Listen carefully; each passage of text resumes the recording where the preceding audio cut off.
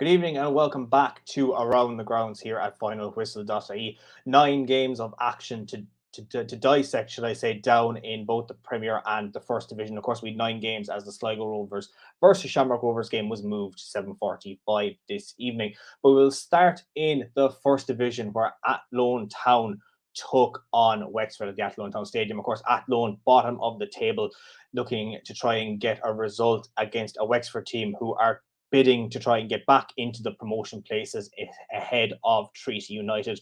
With a live report from the Athlone Town Stadium is Sean Comer. Yeah, Dermot, full time, and it's 3-0 to Wexford in Lizzie Woolen here.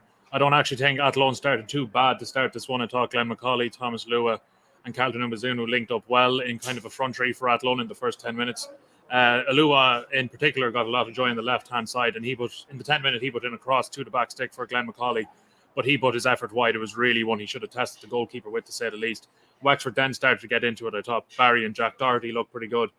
And in the 15th minute, Jack Doherty lofted one to the back stick for Dinny Corcoran. He got up, but just could not keep his header down. Then 2 minutes later, Barry played Doherty again. Van Geren went to cut out the pass for Athlone, but he completely missed it. Doherty was going through on goal. He was fouled just outside the area. He lined up to take the free. And with a nice curved left-footed attempt, it looked like he had Schlingerman bet, but he smacked the bar. Really tough luck for him. And it was still 0-0.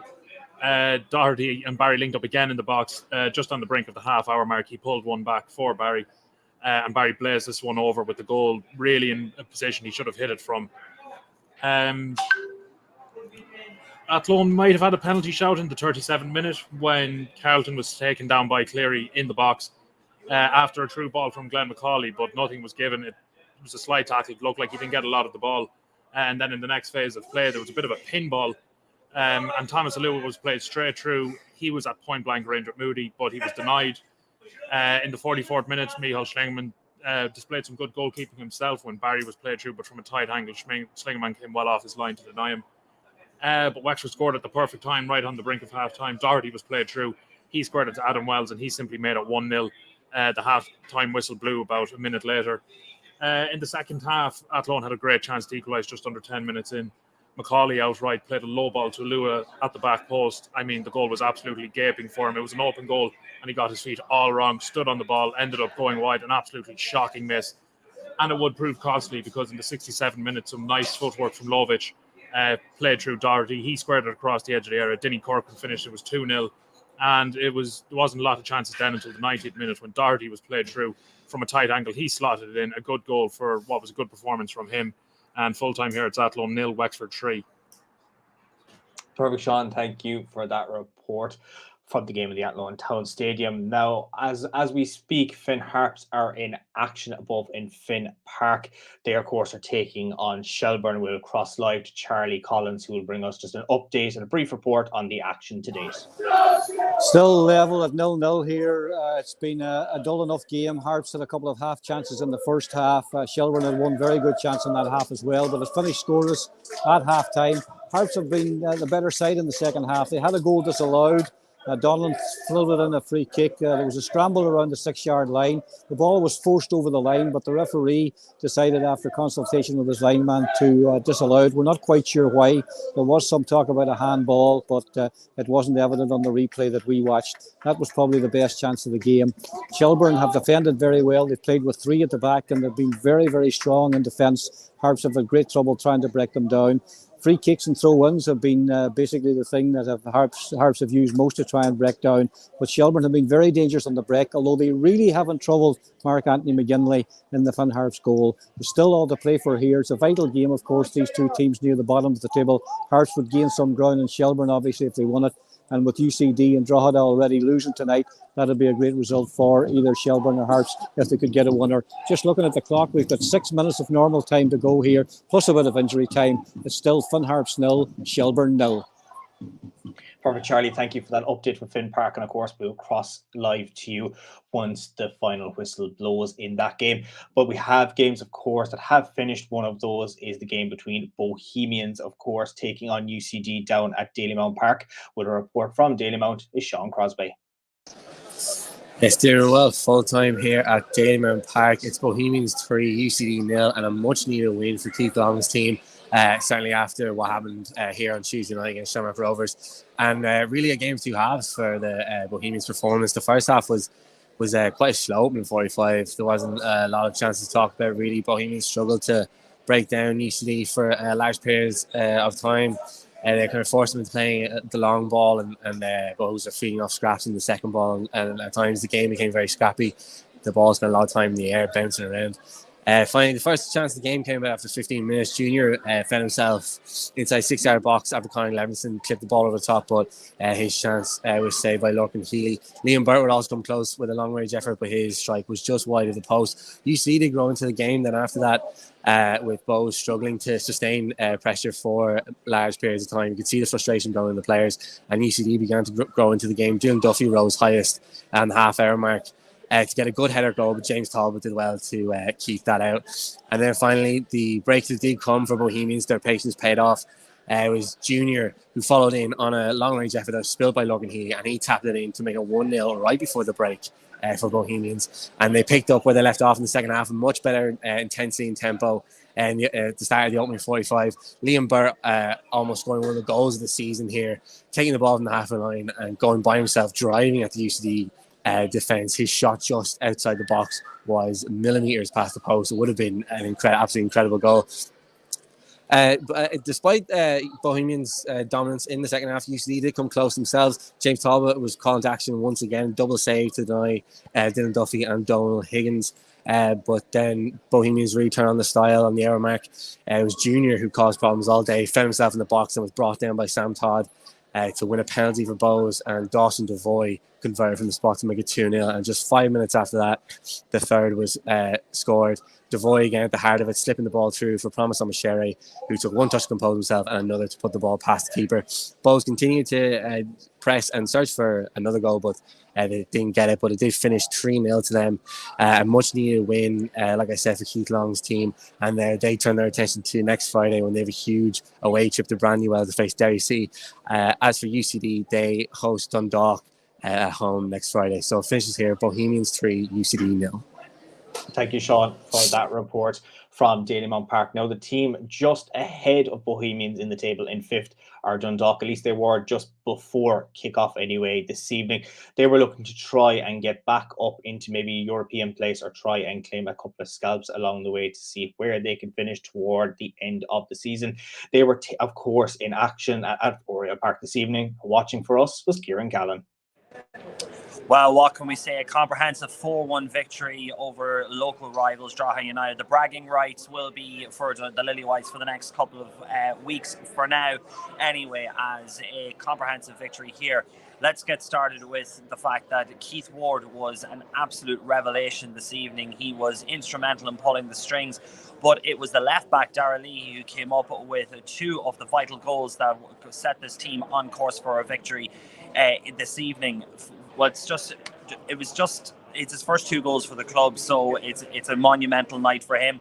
But let's just go through the goals to start off with. Keith Ward with an absolutely stunning free kick that cannoned off the crossbar, and Dara Leahy was on hand just to tap it home with a header just before half-time. He was to add a second goal in the second half as a misplaced pass which was sent into the area. Daniel Kelly looked as if he was going to strike it, but then all of a sudden Dara Leahy was the right place in the right time after he made a darting run from the defence to make it 2-0. Drogheda United did continue to press, with Keith Callan going very close as well as Andrew Quinn, but Dundalk were to get a third after Keith Callan was adjudged to have handled the ball in the area.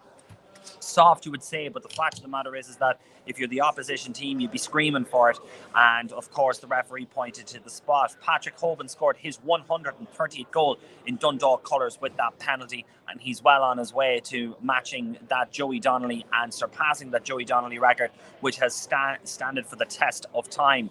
Ryan Brennan was to get a goal back for Drogheda United to make it 3-1. He split the defence and curled a brilliant effort past Nathan Shepherd, a really, really good take, before John Martin scored his second goal, a home goal in 2 games, after Joe Adams with a very, very composed composed pass and an even better finish. So that's how it finished here. Dundalk are looking very much a much more composed side. There's been a lot of judgment in relation to how Stephen O'Donnell was going to fare as manager. This is an indication of how his side is going to play this season. I'll tell you one thing, the home fans are going to be all for it. Perfect, Kieran. Of course, thank you again for that report from Oriel Park. Now moving down into Munster, where Cork City were in action against third place Longford. Longford definitely looking to try and claim a scalp if they want to maybe get into the title charge or even finish in second place this season. But Cork City definitely off the back of their win against Cove last weekend, looking to continue their form toward the top of the table and try and put a foot down on their title challenge. With a report from Turner's Cross, Sam Curtin. Hi, Devon. Yes, it was a huge game this evening at Turner's Cross. It was first versus third. Cork City taking on Longford Town, and it felt like it felt like a big game early on. Very, very scrappy opening quarter. Longford having to say that they brought only a small travelling support, but they managed to keep the vast majority of fans inside Turner's Cross very, very quiet in the opening 20 minutes or so. City kind of relying on set pieces to try and conjure up a chance or two. Ali Gilchrist went very close on 18 minutes, but his header flashed just over the crossbar. Keane Coleman as well, who had the captaincy taken off him, interestingly enough. He went very close as well, though, just a couple of minutes later. Again, a similar scenario. Another header just going to the right and wide. Longford were doing really, really well, though, on the counter-attack without probably creating too many chances, but a real bright spark for them was Ryan Grayson down the right wing. He was using his pace again behind the Cork City defence, causing all sorts of problems, and they had their first shot on target through him indeed as well on 26 minutes, but David Harrington in the Cork City goal dealt with it pretty comfortably. But in fact, it was Grayson again. Well, he kind of showed up once more on 44 minutes, an average enough first half, I have to say. But it really sparked into life in the last couple of minutes. As I said, Grayson was pivotal in Longford taking the lead just before the break. Again, a great run down the right wing and a fantastic cross, but a lovely deft header then from the captain on that occasion as well. The captain being Sam Verdon, and he a beautiful deft little header past David Harrington, giving him no chance in the City goal. But a frantic finish, it got even more mental, really, for want of a better phrase, really, just moments later. Kevin O'Connor putting a ball into the box. There was no one there from Cork City point of view, but there was from Longford, and it was Michael Barker. He actually, the ball came off him, deflected into the back of the net, giving Luke Dennison no chance in the Longford net. So 1-1 it was going into the break. Second half, Longford going very, very close to taking the lead again, really out of nothing. A great chance. Again, it was Eric Malloy this time who met a beautiful cross first time, but David Harrington, in fairness, who is coming for a little bit of criticism from last week's performance in Cove, he made a fantastic save to keep it at 1-1. From there, though, really, the game just changed on its head. Cork hit the ascendancy and started to control the game, and on 54 minutes, they got that vital breakthrough. Barry Coffey, who was absolutely fantastic for City tonight in the middle of the park, got his first of 2 goals this evening. He's smashing a rebound off a Kevin O'Connor corner. A great save initially from Luke Dennison from, I think it was Rory Keating, but then Coffey got on the end of it, smashed it into the roof of it, and then much to the delight of the shed end. And from there, the monkey kind of just, I guess they got the monkey off the back early, City, and they really were in complete control from then on in. 6 minutes from time, Coffey once again got his second goal of the afternoon. A very, very similar goal to the first one, another deflection from a corner, and he was as clinical as ever to put the hosts 3-1 ahead. Dara Crowley, substitute from Tipperary, the tip man. Not too many, I think, popular tipmen in Cork, but he's definitely one of them. A really, really fantastic strike 2 minutes from time, a long range right footed effort from just outside the 18-yard box, giving Dennison no chance in the Longford net to make it 4-1, and that's how it finished. Really, the scoreboard probably flattered Cork a bit. Longford were very, very competitive, but I think Cork's just bench really, and their I guess just their energy and obviously roared on by a buoyant home crowd got them over the line in the end. So it finished at Turner's Cross this evening. Cork going now 11 points clear ahead of their Midland rivals and 3 clear of Galway. 4-1 here at Turner's Cross this evening to Cork City as they move on now to Monday night, another big game, and a Munster derby against Treaty United. Perfect, Sam. Thank you, as always, for that report from Turner's Cross. Now, we had a top-of-the-table meeting at Richmond Park this evening as St. Patrick's Athletic hosted top-of-the-table Derry. St. Pat's in third. A big 3 points for them could be massive if they want to try and claw back Shamrock Rovers, depending on results elsewhere, while Derry, of course, looking to push further ahead of the Dubliners charged for their title crown this year. Reporting, of course, from Richmond Park was Matthew O'Donnell. Yes, Diarmuid, St. Patrick's Athletic 0, Derry City 4. A pretty awful performance from the home side here. Derry City took the lead after 3 minutes when they pounced on a slack pass from Chris Forrester just outside the St. Patrick's penalty area. The ball made it across to Brandon Kavanagh, who slipped in Matty Smith, who controlled it with his left foot, and then stabbed it past the line with his right foot to make it 1-0. The visitors then doubled their advantage after a half an hour when, again, Matty Smith found himself on the left-hand side. He played the ball right across the face of goal onto the feet of Jamie McGonigal, who tapped it in to make it 2-0. The away side then made it 3-0, 10 minutes later, when again some slack play from Chris Forrester in the middle of the pitch was pounced upon again by Brandon Kavanagh, who played a lovely reverse ball into the feet of McGonigal, who ran on and stuck it into the far corner past a helpless Anang to make it 3-0 just before half time. The second half began just how the first half ended, to be honest, with Derry just on top, creating chance after chance. Pats just struggling to create anything clear cut.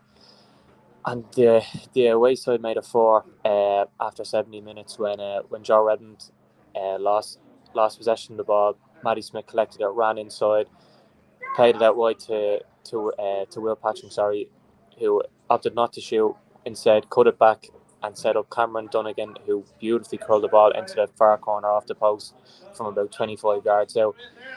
Derry were pretty much in cruise control from then on, if they weren't already before that, to hold on 4-0. There were boos ringing around at halftime, and at full time for the St. Pat's performance. But for Derry, they march on now to another big game against Bohemians next Friday night, while for Pats, they need to dust themselves down and go again as they travel to Drogheda United away next Friday night for another big game for the Incha Cork club. Thank you, Matthew, as always, reporting from Inchicore there. Now, as I mentioned, Shamrock Rovers were also in action this evening. They went to Sligo in the showgrounds. Shamrock Rovers, of course, looking to try and claw back Derry City's lead at the top of the table. Watching for us was Con Sheehan. Yeah, Diarmuid, Sligo Rovers won, Shamrock Rovers won. So 2 draws in both meetings for these sides so far this season. But Stephen Bradley will definitely be the unhappy manager after this game.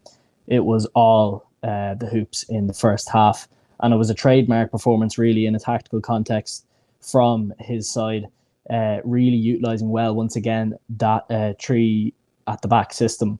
Andy Lyons and Ronan Finn at wing back spread out wide and really stretched the Sligo defence in the first half, and this left that usual bit of space and freedom for Ronan Finn and Dylan Watts and Gary O'Neill in the middle. And then with the added problem of Jack Byrne dropping into the pockets of space almost like a number 10, this allowed Shamrock Rovers to really get a chokehold on the game, and Sligo were quite flat. And the Dubliners got a deserved opener on 22 minutes when number 22, Andy Lyons, rose highest from a vintage Jack Byrne corner and headed powerfully past Ed McGinty in the Sligo goal. And really there was no other chances of note in the first half. It was quite a dull game in general up until the later periods. Sligo Liam Buckley tried to pack the midfield to deal with the visitors' quality in this area, but really this just resulted in them having nothing going forward in the first 45, and their best chance really of the half was not even a chance. It was an Adam McDonald drilled cross into the box that was kind of scampered away from the visitors. Then moving into the second half, it was much of the same story for a while.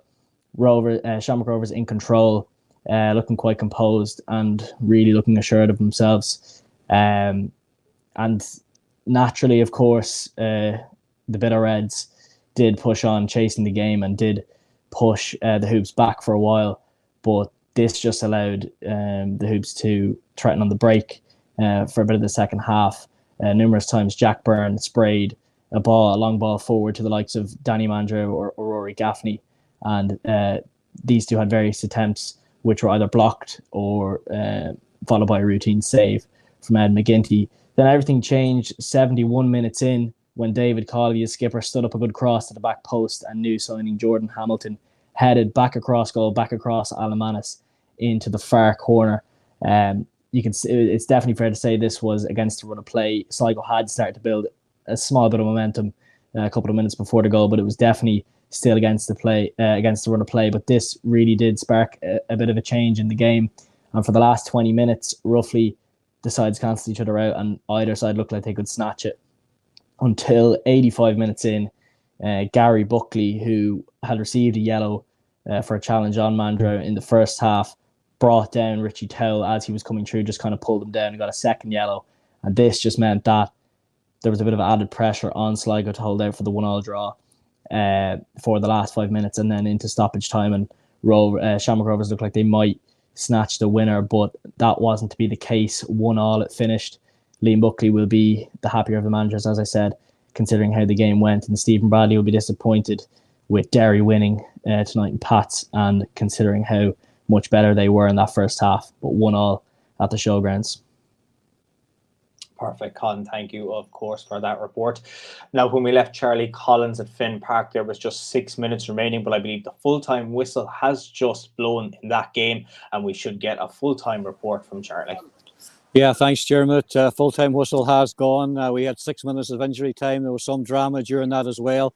But for Finn Harps, it's ended on a high note, because 2 minutes from the end of normal time, they got a corner on the right-hand side. The ball was headed out towards the edge of the 18-yard line. Young Luke Rudden, who'd come on as a substitute, a nice dummy from him. He allowed the ball to run to Barry McNamee. McNamee took one touch with his left foot, and then with his next shot, low, hard into the corner, giving Brenton Clark absolutely no chance to give Harps a 1-0 lead. Shelburne battled back and had a half chance and well into injury time across from the left-hand side. Substitute Dan Carr got his foot to it, but couldn't steer it into the net. He steered it about a yard wide. But Harps were the better side in the second half. A first half where we had a couple of half chances for Harps and one good chance for Shelburne. Neither goalkeeper was really troubled. Harps had the better of it in that second half and went close on several occasions, especially from free kicks and from corners. And from one of those free kicks, Donlan put the ball in. Ryan Rainey got his head to it. There was a bit of a scramble around the 6-yard line. The ball finished up in the net. The referee seemed initially as if he was going to give it, but then consultation with his linesman, and he disallowed the goal. We think maybe for a handball, but having watched replays of it, it's very hard to tell exactly what happened. It looked as if it was going to a scoreless draw, but then that moment of magic from a class player, Barry McNamee, the Finn Harps captain, first touch beautiful, second touch drilled it in low into the net in the 88th minute. They held out then in injury time for a 1-0 victory, which of course closes the gap for them on Shelburne and on Drogheda, who lost tonight, and of course widens the gap between them and UCD at the bottom. So overall, a good result for Harps. Only their second one of the season. The other one was against Shelburne at Tulka Park a number of weeks ago when they won 3-0. But this is a vital 3 points after a dismal run at home here, which saw them only take 1 point from 5 games. It's finished Finn Harps 1, Shelburne 0 here at Finn Park. A big result for Finn Harps tonight, Diarmuid. Perfect, Charlie. Thank you for that report from Finn Park. Of course, never a dull evening at Finn Park, no matter the result in those games. Now, moving back to the First Division, Galway were back in action. They travelled down to Shannonside to take on Treaty United. Treaty, of course, occupying the final promotion place, looking to keep on to that one, but the mighty Galway team coming down, looking to try and claw back the Cork at the top of the table. Of course, Cork, as Sam mentioned, got a victory this evening. Could Galway manage to keep in touch with them? Of course, we will know shortly. Watching for us was Bashape Omeni. What a crazy game tonight. Crazy finish. Last week I said it was 2-0 Galway against Bray Wanderers, and I said they can't afford to experience such lapses defensively if they're to mount a proper title charge this season. And again, here that was the case, and somehow, some way they rescued all 3 points, but really they shouldn't have. 2 minutes in, Manu Dimas misses a great opportunity to break the scoring, and his manager's reaction said it all. He knew it was going to be a long evening, and it definitely was.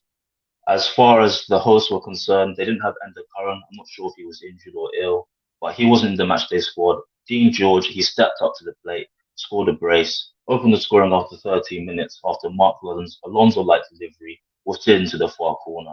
And you knew it was going to be a long evening for the visitors after that. Charlie Fleming had a good ball into the box.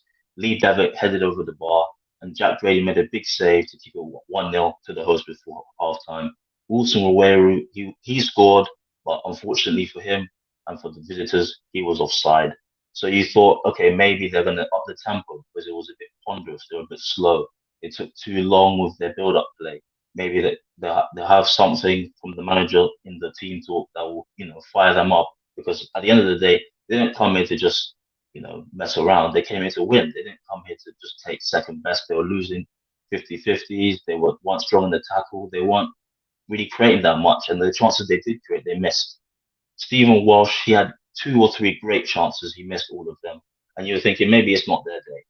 And then after, like I said in my preview, Jack Brady, if you're going to beat him, it has to be a wonder strike. And it was a wonder strike.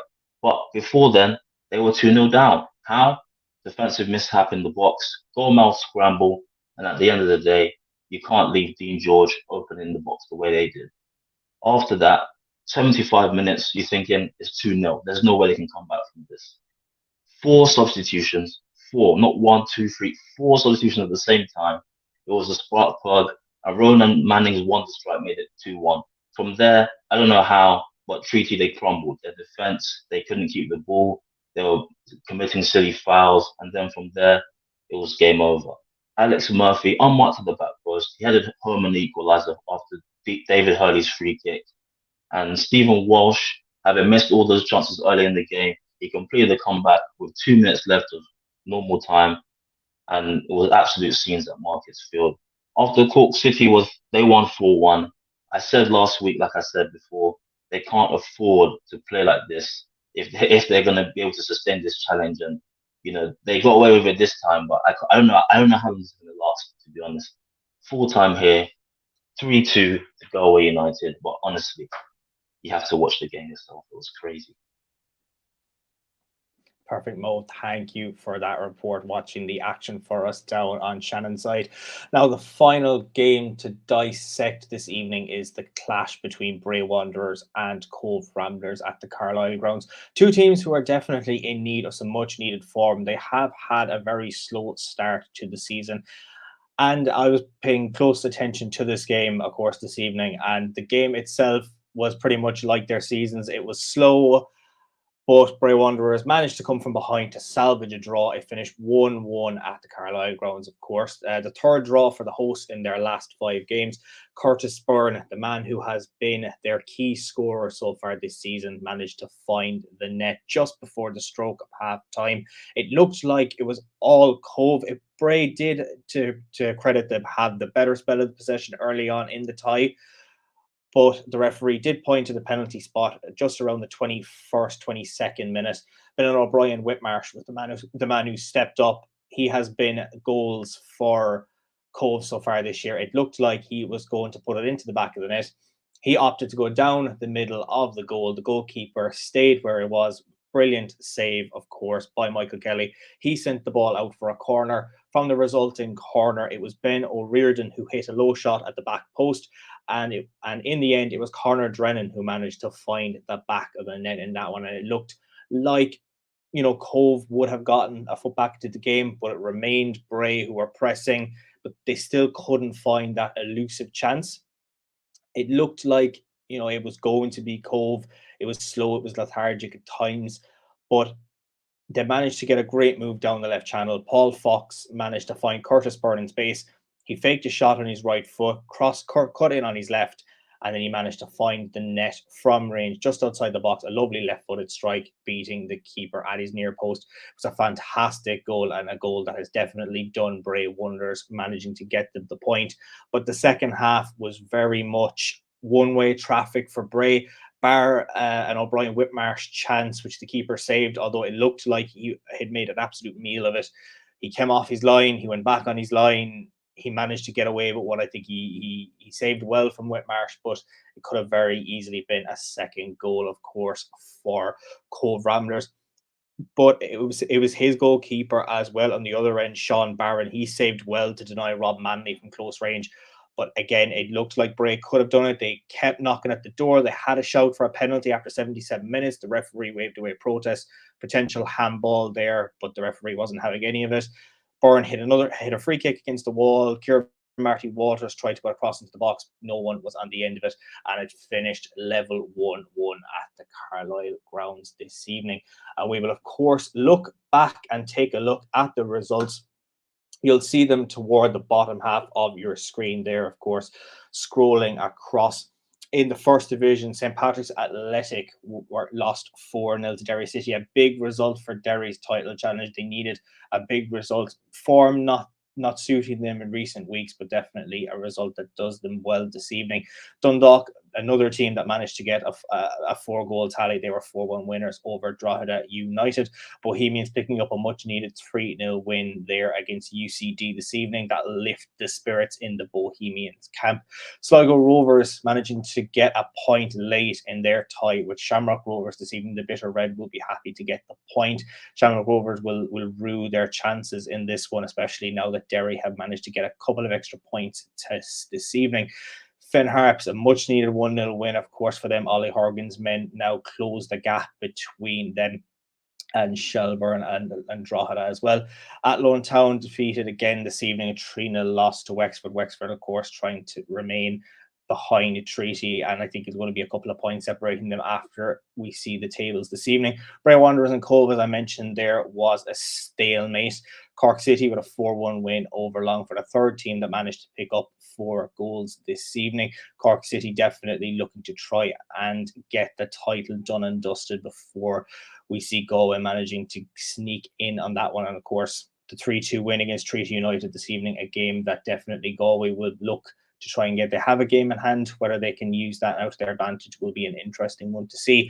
But we will, of course, look at the league tables following this evening's results, and we'll start with the Premier Division table. And it looks to be Derry who have definitely the better of the evening. Of course, they were just a point going into the game ahead of Shamrock Rovers, but now they are 3 to the good after the victory this evening.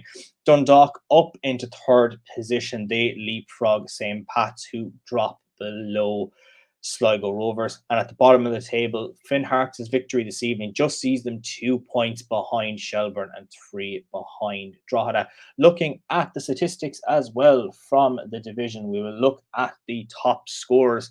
Jamie McGonigal managed to get a brace for himself this evening. He has now moved his tally to 9. He's now 3 ahead of his teammate Will Patching. Patrick Hubin up to 5 goals for the season. He managed to get a goal this evening, while Andy Lyons is up to 5 goals as well. Looking then toward the goalkeepers, and it remains, I believe it would still be Joseph Anang. We didn't really have many clean sheets in the division, but Joseph Anang will still remain on 6 clean sheets for the season. Alan Manis and Nathan Shepherd on 5 apiece, while Brian Maher is on 4 so far for the season. We'll look at the first division table as well, and it remains Cork City who are top of that one, now 5 points ahead of Galway United, but that game in hand definitely could see Galway just get a couple of points back on their deficit. Treaty United remain in the playoff places now, just 3 points ahead of Wexford. They, of course, have a game in hand as well, while Longford and Waterford still remain in 3rd and 4th place, respectively. We'll look at the statistics coming from that division as well, looking at the top goal scorer figures. And it's been an O'Brien Whitmarsh who still remains top goal scorer. Couldn't find the net this evening, of course, had a penalty saved, but he is still level with Phoenix Patterson, while Barry Coffey and Stephen Walsh bring up the rear with 6 goals apiece. And we'll move to the goalkeeping statistics as well. David Harrington is still on 6 clean sheets, but he hasn't had a clean sheet in the last couple of games, but he's still 2 ahead of Luke Dennison, Jack Brady, and Connor Kearns, while Brian Murphy and Stephen McGuinness bring up the rear on 3 clean sheets apiece. Now that concludes, of course, all of our action this evening from the Premier and the First Division. We will be back tomorrow as well for some WNL action, Women's National League, coming to you again tomorrow. You'll see the fixtures at the bottom of your screen. Shelbourne entertain Treaty at the start of the day, while DLR Waves host Cork City at 4 o'clock. Top of the table, Peamount United take on Bohemians at 5. Galway take on Wexford Utes at 6, while Athlone host Sligo Rovers at 7 o'clock. And we'll be back, of course, to you tomorrow evening. But before that, we will have to obviously have action on Monday as well. Derry City take on Bohemians, Drogheda United take on St. Pat's, Shelbourne take on Sligo, UCD take on Dundalk, and Shamrock Rovers take on Finn Harps. That is obviously on Friday. We won't get ahead of ourselves and say Monday, but we do have Monday action coming to you. That, of course, is the First Division. Waterford taking on Athlone, Wexford taking on Bray Wanderers, Cork City taking on Treaty, and Galway United versus Longford Town. So we'll be back to you again tomorrow for the Women's National League show. We'll be back on Monday for the First Division, and for the Premier Division, we'll be back next Friday as well. And if you have a rugby club who you follow in the AIL and they are involved in AIL final action this weekend, you can tune in as well tomorrow. We will have an Around the Grounds from all of the AIL finals and playoff relegation games as well tomorrow. And if you will know about, it'll probably be around the 4:30, 5 o'clock mark when we go live on that one. But if you turn on your notifications on your social media channels, you should be able to find us live around that time. Anyway, all reports from tonight's games will be available on the Finalwhistle.ie website, and we'll have action across the weekend through numerous different sports as well. So make sure to pay attention to the website for all of that content to suit your pleasure. We'll be back, like I said, tomorrow evening, and of course Monday and Friday. But until we meet again, have a lovely weekend. Enjoy any game that you go to this weekend. Have a lovely one. I will chat to you again. Goodbye.